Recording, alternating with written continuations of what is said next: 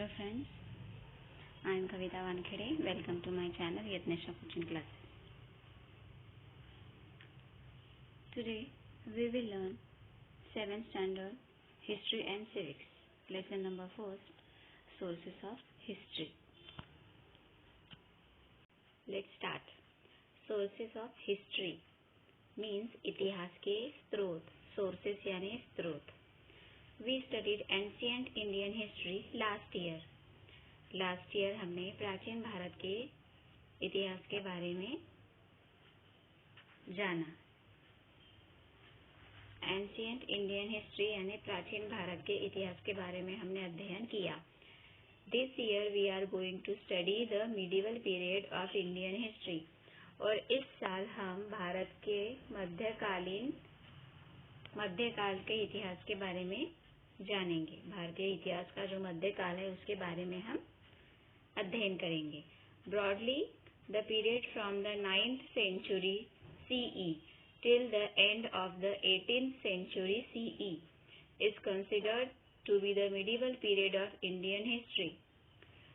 तो भारत के इतिहास का जो मध्यकाल है वो कब से लेकर कब तक माना जाता है?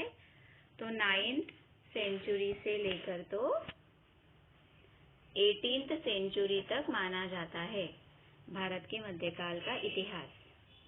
In this lesson we are going to study the sources of medieval history.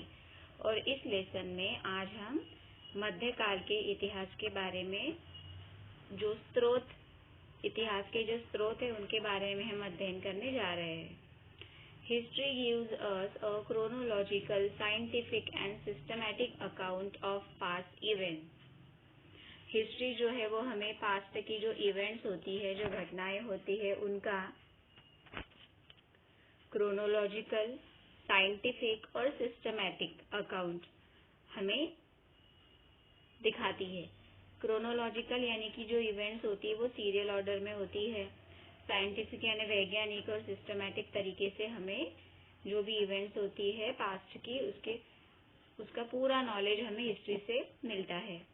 4 factors are very important from the viewpoint of history. History के पॉइंट ऑफ व्यू से देखें तो 4 factors are most important factors. They are individual, society,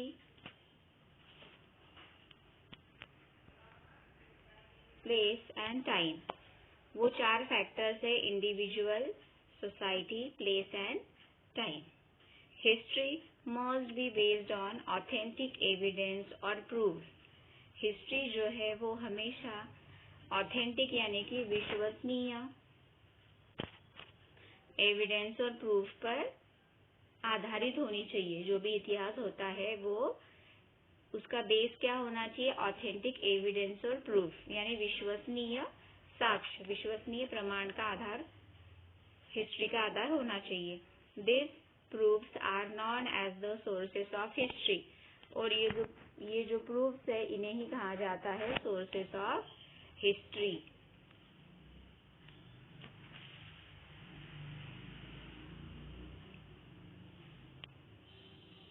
Let us classify these sources into material sources, written sources and oral sources to learn more about them. तो ये जो sources है इन्हें 3 भागों में डिवाइड किया गया है.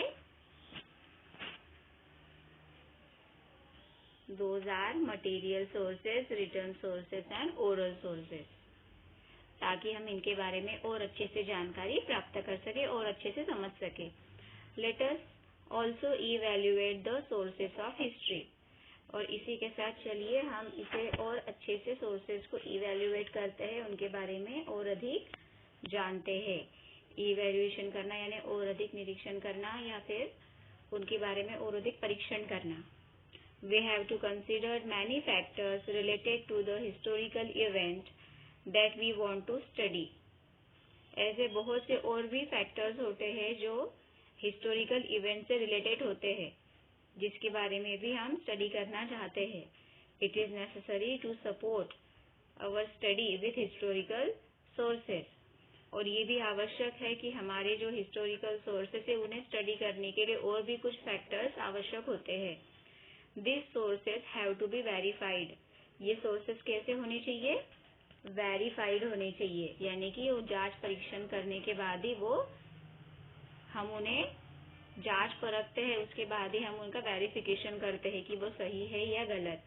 We have to see whether they are authentic. हम देखते हैं, हमें जांचना होता है कि वो ऑथेंटिक है या नहीं, वो विश्वसनीय है या नहीं। It is necessary to use this sources judiciously and only after a critical analysis. और ये भी आवश्यक है कि इन सोर्सेस का जो यूज है वो कैसे होना चाहिए? जुडिशियसली, यानी कि विवेकपूर्ण तरीके से होना चाहिए। उनका मिसयूज नहीं होना चाहिए। और उनका यूज भी कब होना चाहिए? जब उसके ऊपर क्रिटिकल एनालिसिस किया गया हो, नाजुक परीक्षण किया गया हो, उसके बाद ही उन सोर्सेस का यूज होना चाहिए। Force have an important place among material sources. Material sources में जो फोर्स है वो बहुत ही ज्यादा इम्पोर्टेंट प्लेस है।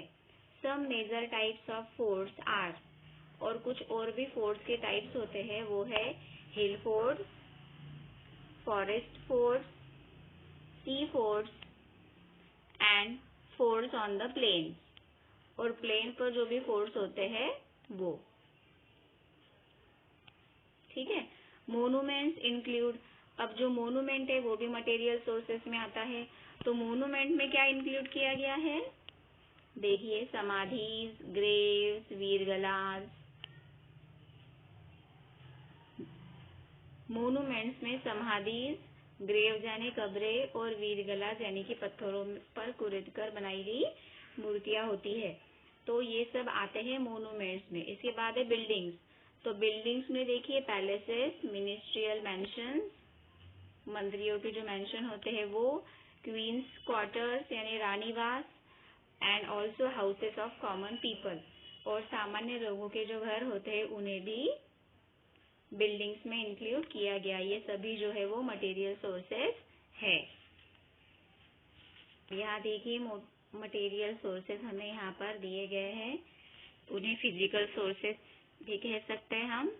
जैसे पहला है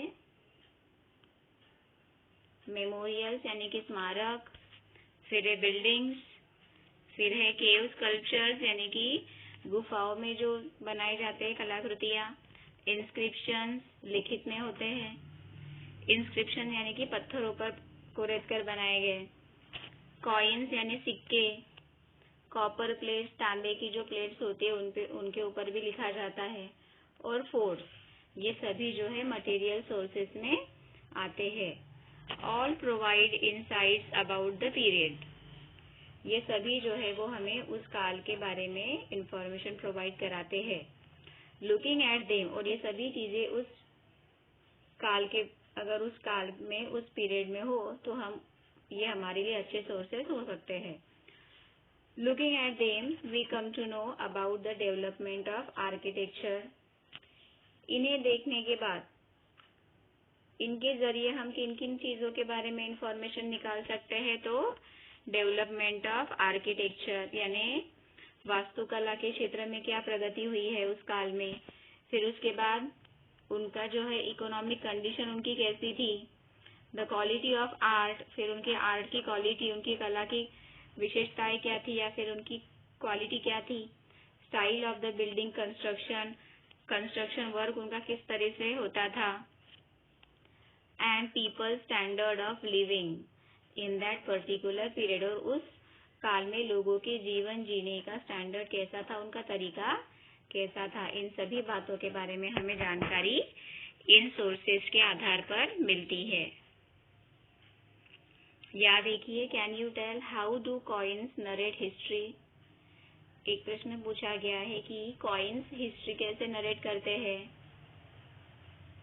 आप देखिए, जब भी कोई सिक्का होता है, कॉइन होता है, तो उसके ऊपर उस समय के राजा का या तो चित्र बना होता है या उस समय की लैंग्वेज भाषा में वहां पर उस सिक्के पर लिखा होता है, या फिर किसी देवी देवता के चित्र उस सिक्के पर बने होते हैं। इन सब से हम आसानी से समझ सकते हैं कि उस काल में जो राजा थे, जो भी शासक थे, वो किस प्रकार की धार्मिक मान्यता वाले थे, कौन से धर्म का आदर करते थे, कौन सी भाषा का उपयोग करते थे, ये सभी चीजें हमें सिक्के के जरिए भी पता चल सकती है।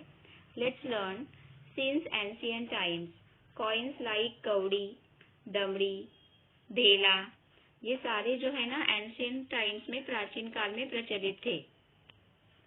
कौड़ी, दमड़ी, धेला, पाई, पैसा, आना एंड रुपी, ये सभी जो है वो एंशियंट टाइम में यूज होते थे।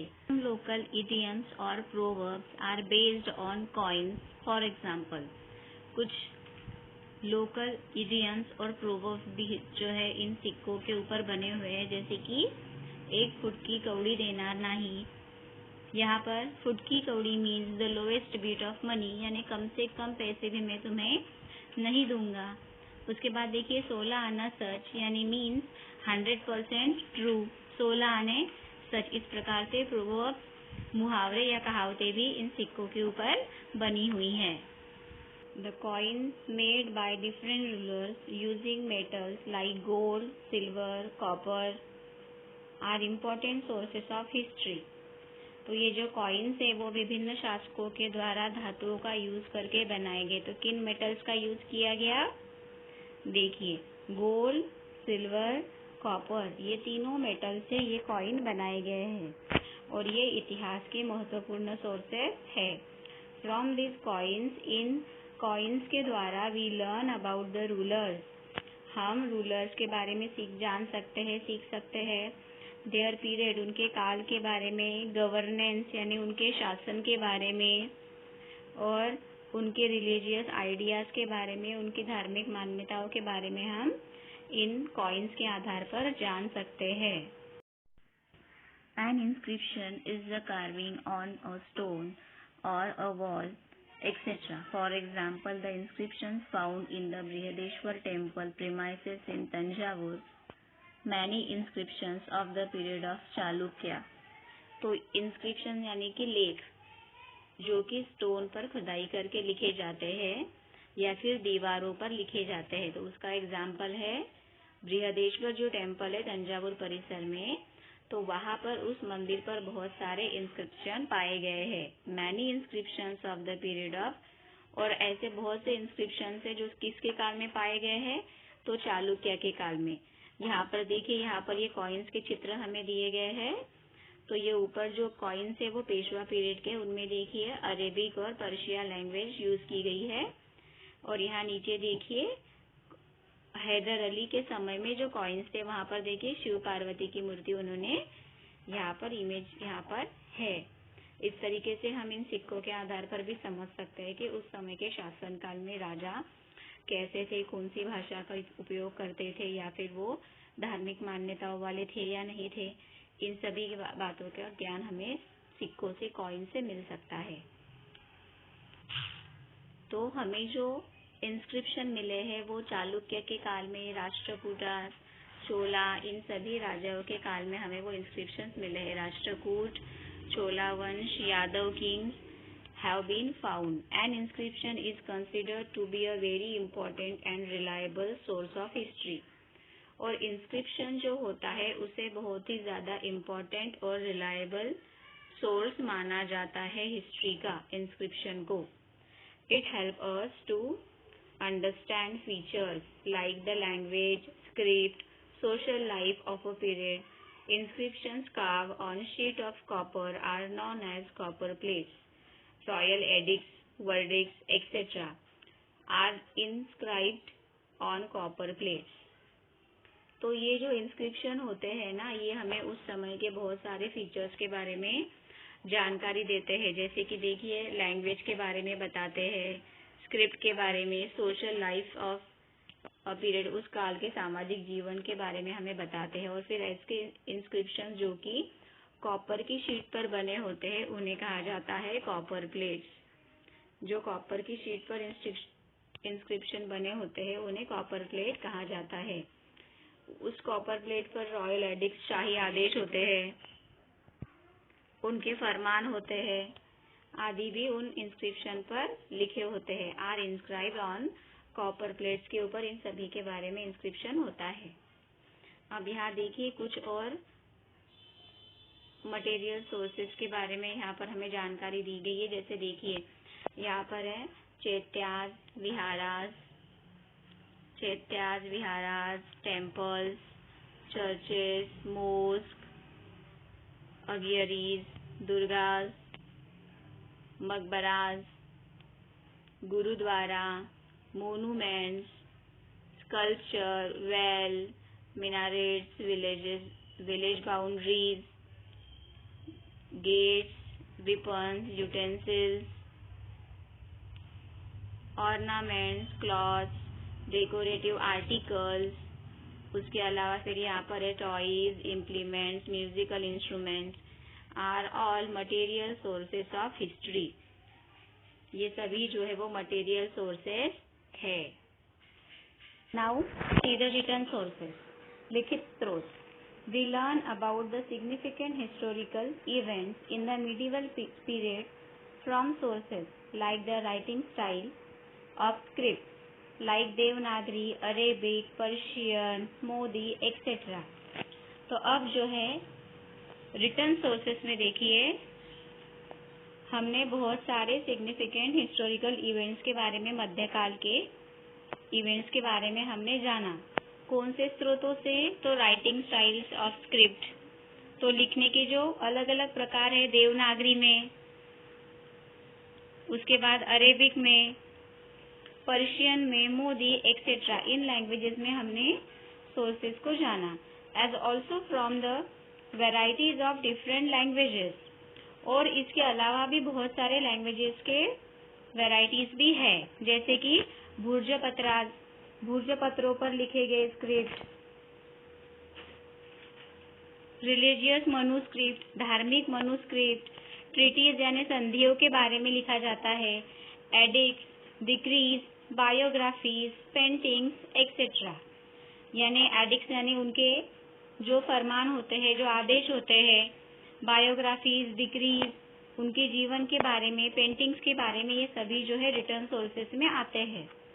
We can gather information about the food items के बारे में, अटायर यानी पोशाकों के बारे में, कन्वेंशंस यानी उनके सम्मेलनों के बारे में, सभाओं के बारे में, rules of conduct of the people, लोगों को किस तरीके से लोगों के ऊपर शासन करते थे, फेस्टिवल्स के बारे में, इन सभी चीजों के बारे में हमें जानकारी मिलती है इन सोर्सेज के आधार पर. Sources of this type are called written sources of history. और इस प्रकार के जो सोर्सेस होते हैं उन्हें कहा जाता है रिटर्न सोर्सेस. यहाँ पर देखिए हमें रिटर्न सोर्सेस का एक टेबल बनाकर दिया गया है कि रिटर्न सोर्सेस में क्या क्या हो सकता है. तो यहाँ देखिए documents of proceeding in the courts of king. राजाओं के दरबार में जो भी प्रोसीजर्स होती थी, जो भी डॉक्यूमेंट्स बनते थे, वो सभी जो है रिटर्न सोर्सेस में आते हैं. जीनियोलॉजिस, शकावली यानी उनके वंशानुगत जो चलता है उसके बारे में, वंशों के बारे में, करेस्पॉन्डेंट डिस्पैचेस, उनके पत्र व्यवहार के बारे में, जुडिशियल वर्डिक्ट्स एंड ऑर्डर्स, उनके फरमानों के बारे में, आदेशों के बारे में, ट्रीटीज एंड बायोग्राफीज, संधियां किन किन राजाओं के साथ उन्होंने संधि की है उसके बारे में, उनके जीवन के बारे में, ट्रैवलॉग्स ऑफ फॉरेन ट्रैवलर, जो फॉरेन ट्रैवलर होते थे, जो यात्री होते थे, उनके यात्रा वृत्तांत के भी रिटर्न सोर्सेस होते हैं. और क्रोनिकल तवारीख, ये सभी जो है रिटर्न सोर्सेस में आते हैं. During this period travellers from other countries came to India. इस समय में जो यात्री होते थे वो दूसरे देशों से भारत में आते थे. दे हैव रिटन ट्रैवलॉग्स और अकाउंट्स ऑफ देयर ट्रैवल्स. तो वो उनके ट्रैवल के बारे में, उनका यात्रा वृत्तांत लिखते थे, उनकी यात्रा के बारे में जानकारी लिखते थे. सम ऑफ देम आर, तो उनमें से कुछ है Alberuni, Ibn Battuta, Niccolao, Manucci, Babar's biography, Shri Shiv Bharat और the Sanskrit biography of Shivaji Maharaj. और उसी के साथ शिवाजी महाराज की संस्कृत में बायोग्राफी भी है, composed by the poet Paramanand, as well as various other biographies of different rulers and their correspondents help us to understand the policies and administrative system of the rulers and their diplomatic relation with others. तो ये जो सभी जो biographies है, जो ट्रैवलॉग्स है, ये सभी जो है वो परमानंद जो है उन्होंने लिखे हुए हैं, पोएट परमानंद।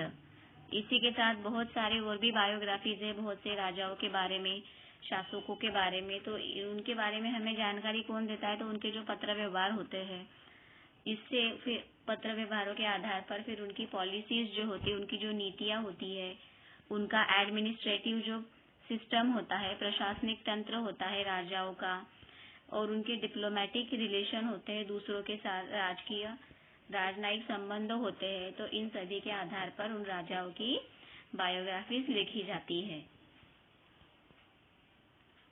अब आगे देखिए, तवारीख और तारीख। तवारीख यानी क्या? तवारीख और तारीख means the sequence of events, घटनाओं का सीक्वेंस, इसे ही तारीख कहा जाता है। तवारीख रिटन बाय अल-बिरूनी। तवारीख जो है वो अल-बिरूनी के द्वारा भी लिखा गया है, जियाउद्दीन बरानी ने भी लिखा है, मौलाना अहमद ने लिखा है, याह्या बिन अहमद ने लिखा है, Mirza Haidar, Bhimsen Saxena etcetera are available. इन सभी के जीवन के बारे में तवारीख लिखे गए हैं। अब यहाँ देखिए, नेक्स्ट है बखार। बखार is a type of chronicle that originated in Maharashtra. Bakhar जो है वो भी एक क्रोनिकल का प्रकार है, यानी कि सीरियल नंबर से घटनाओं को लिखा जाता है। तो ये महाराष्ट्र में इसकी शुरुआत हुई। Chronicles help in understanding aspects like the contemporary political happenings, linguistic transactions, cultural life, social condition etcetera. Bakhar is a type of chronicle that originated in Maharashtra. Bakhar जो है वो भी एक इतिहास का ही प्रकार है जो कि महाराष्ट्र में ओरिजिनेट हुआ है। Chronicle help in understanding aspects. ये क्रोनिकल जो है वो हमारी मदद करता है पहलुओं को समझने में, जैसे कि like the contemporary political happening, उस काल में जो भी राजनीतिक घटनाएं हुए उनके बारे में उनको समझने में। फिर उसके बाद लिंग्विस्टिक ट्रांजैक्शन, कल्चरल लाइफ, भाषा विज्ञान संक्रमण के बारे में और उनके सांस्कृतिक जीवन के बारे में। फिर सोशल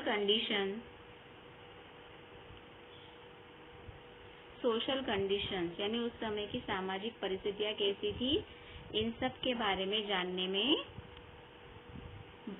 बखार जो है हमारी हेल्प करता है। Many of the chronicles in Marathi were written many years after the events had occurred. तो बहुत से जो मराठी क्रोनिकल्स है वो जब लिखे गए तो वो कब लिखे गए? जब घटनाएं जो है वो हो चुकी थी और उसके कई वर्षों के बाद ये क्रोनिकल्स लिखे गए। और एज अ रिजल्ट, और परिणाम स्वरूप क्या हुआ? As a result they are seen to rely on hearsays. तो वो जो है वो कहीं सुनी बातों पर भरोसा करके लिखा गया। सम ऑफ दिस क्रोनिकल्स आर, तो इनमें से कुछ जो क्रोनिकल्स है वो है महिकावतीची बखार, सभासद बखार, चिटणीसाची बखार, भाऊसाहेबची बखार एक्सेट्रा। ये जो है ये भी उनमें से कुछ क्रोनिकल्स है। The works of contemporary western historians, जो उस समय के जो समकालीन पाश्चात्य इतिहासकार थे उनके जो काम है वो भी बहुत ज्यादा इम्पोर्टेंट थे। लाइक वो जो साहित्यकार थे वो कौन थे? Robert Orme, MC Sprengel and Grant Duff are also important. इनके जो काम है उन्हें भी महत्व दिया गया।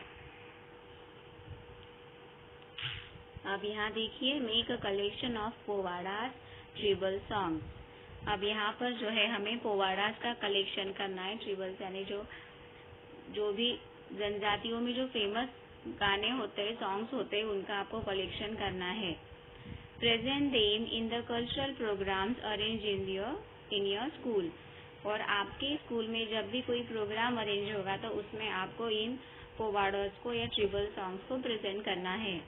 तो पोवाडाज यानी क्या? तो उस समय के जो राजा शासक होते थे उनके साहसिक कार्यों का गुणगान किया जाता था, बखान किया जाता था, तो उसे ही पोवाडाज कहा जाता है। अब देखते हैं oral sources. We understand various aspects of folk life through folk literature traditionally passed on from generation to generation. अब हम क्या समझेंगे? बहुत सारे पहलू को समझेंगे फोल्क लाइफ के बारे में।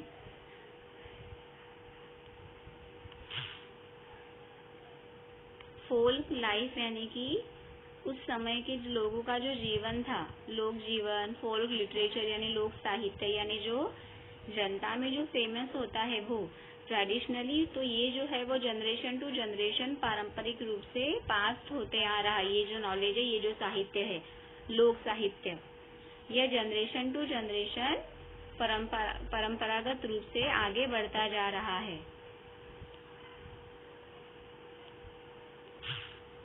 अब यहाँ देखिए हमें ओरल सोर्सेज दिए गए हैं।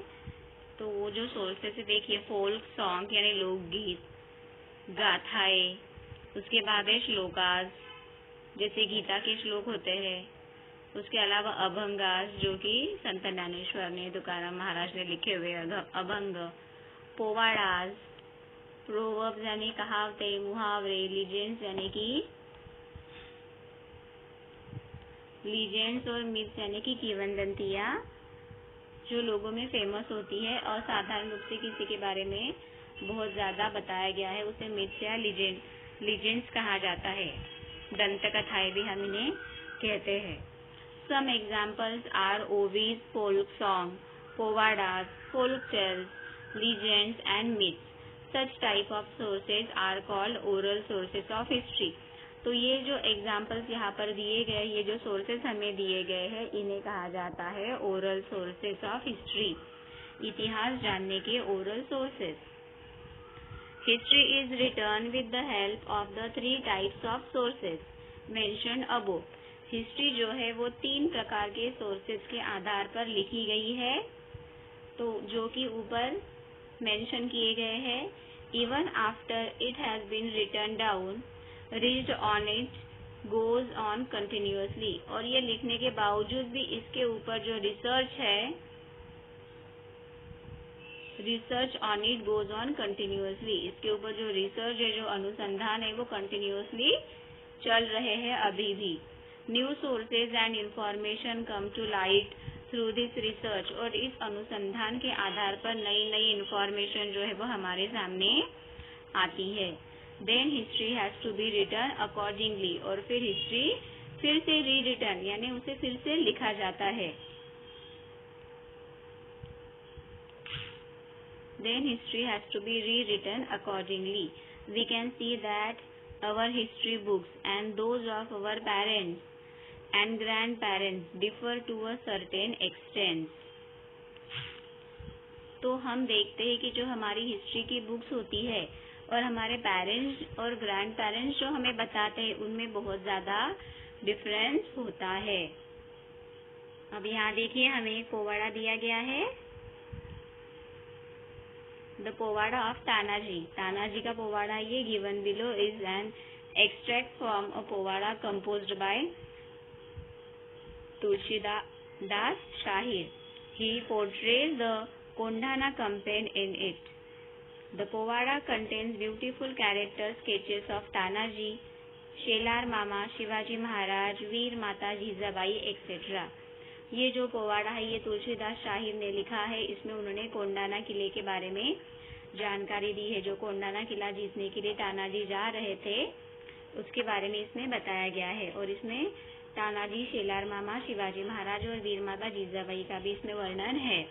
देखिए, मामा बोलाया तो लागला, 80 वर्षीचा म्हातारा, लगीन राहिले रायबाचे तो मजला सांगावी, माझ्या तानाजी सुभेदारा, जे गेले सिंहगडाला, त्याचे पाठीले पाहिले, नाही पुधारे पाहिले, जाण्या आंबारे खाईला, बाठा बुजरा लाविला, त्याचे हाड होऊनी आंबे बांधले, किल्ला हाती नाही आला, सिंहगड किल्ल्याची वार्ता काढू नको तानाजी सुभेदारा, जे गेले सिंहगडाला ते मरून शानी गेले.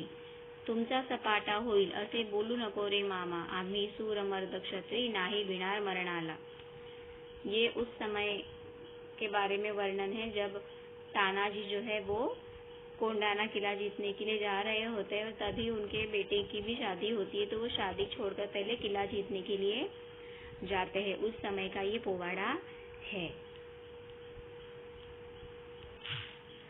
अब evaluating the sources of history. History के स्रोतों का परीक्षण, evaluation.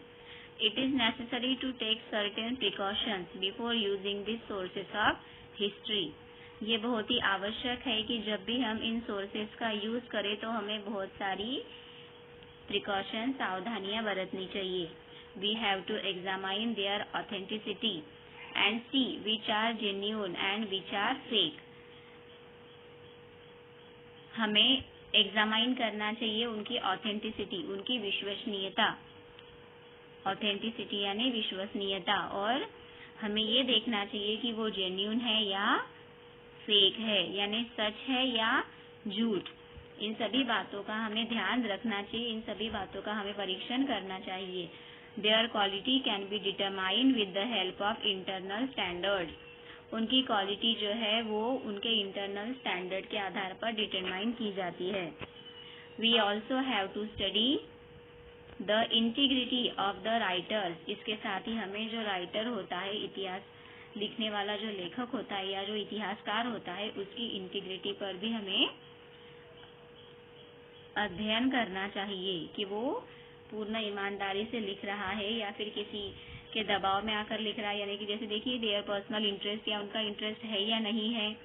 The period in which they live, उस समय के काल के बारे में. And the political pressures on them, या फिर उनके ऊपर किसी प्रकार का राजनीतिक दबाव तो नहीं है जिसके दबाव में आकर उन्होंने ये सब बातें लिखी है. It is also important to see whether they rely on hearsay और give an eyewitness account.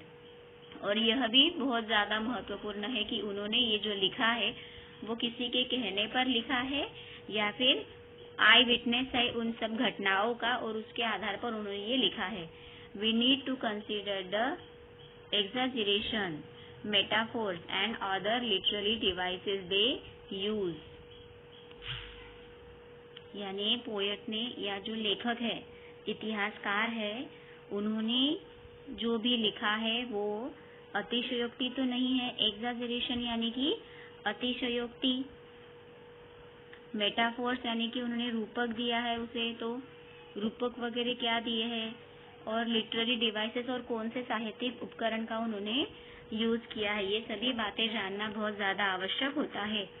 There information has to be verified with the help of other contemporary sources.